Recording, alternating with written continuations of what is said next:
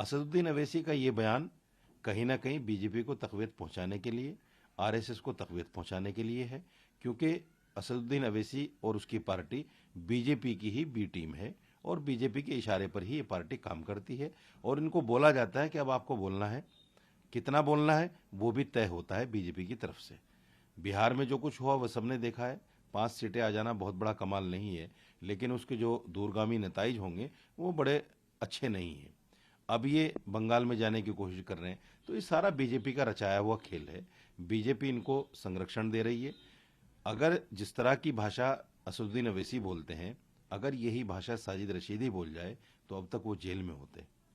असदुद्दीन अवैसी को इसीलिए जेल में नहीं डाला जाता, चाहे वो हिंदुत्व के लिए बोले या आरएसएस चीफ मोहन भागवत के लिए बोले, आरएसएस के लिए बोले, नरेंद्र मोदी को कातिल कहें, कुछ भी कहें, उनको उनके ऊपर कार्रवाई इसलिए नहीं होती क्योंकि वो बीजेपी की बी टीम है और इसीलिए वो इस तरह के बयान देते हैं। वो पार्टियां हैं जो अब तक सत्ता में रही।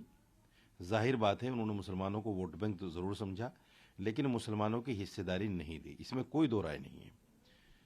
और मिनिस्टर या एमपी एमएलए जो भी उन पार्टियों से बनते थे वो सिर्फ नाम के होते थे, रबड़ स्टैंप होते थे। उनको मुसलमानों के मसाइल उठाने तक का भी हक नहीं होता था। इवन पार्लियामेंट में तलाक जैसे बिल पर कांग्रेस ने मौलाना असरारुल हक कासमी जैसे आदमी को, जो इतना बड़ा विद्वान था मुसलमानों का, उसको बोलने तक की इजाजत नहीं दी। क्यों? इसलिए कि वो उस पर सही बोलते, सही जानकारी रखते। कांग्रेस ये नहीं चाहती थी। किशनगंज से वो एमपी बनकर आए, किशनगंज से एमपी बनकर आने वाला हर आदमी मिनिस्टर बना है, लेकिन उनको मिनिस्टर नहीं बनाया गया क्योंकि वो मुसलमान थे, एक मौलवी थे, सच्चे हिंदुस्तानी थे। तो मेरा मानना यह है कि बीजेपी तो हमारी खुली दुश्मन है। वो तो साफ कहती है कि मुझे मुसलमान का वोट नहीं चाहिए, ना मुसलमानों को वो टिकट देती है। लेकिन उससे भी बड़ी दुश्मन हमारी इस मामले में कांग्रेस, समाजवादी, बहुजन समाज और जितनी भी ये पार्टियां हैं जिन्होंने हमें अब तक वोट बैंक समझा है, ये असल जिम्मेदार हैं इन तमाम चीज़ों की। असदुद्दीन अवैसी का ये बयान कहीं ना कहीं बीजेपी को तक़वियत पहुंचाने के लिए, आरएसएस को तक़वियत पहुंचाने के लिए है, क्योंकि असदुद्दीन अवैसी और उसकी पार्टी बीजेपी की ही बी टीम है और बीजेपी के इशारे पर ही ये पार्टी काम करती है। और इनको बोला जाता है कि अब आपको बोलना है, कितना बोलना है वो भी तय होता है बीजेपी की तरफ से। बिहार में जो कुछ हुआ वह सबने देखा है। 5 सीटें आ जाना बहुत बड़ा कमाल नहीं है, लेकिन उसके जो दूरगामी नताइज होंगे वो बड़े अच्छे नहीं हैं।